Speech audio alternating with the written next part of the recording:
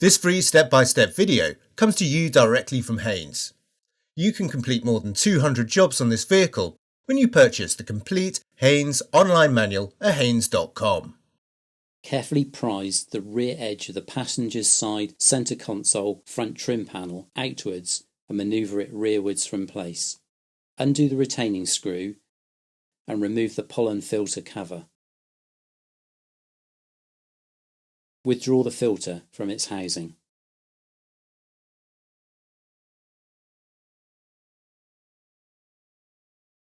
Wipe clean or vacuum the housing, then fit the new filter, noting the arrows on the filter element must point rearwards.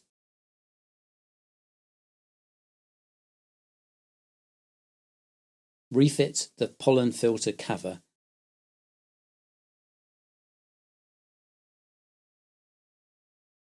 and tighten the retaining screw securely. Refit the centre console front trim panel.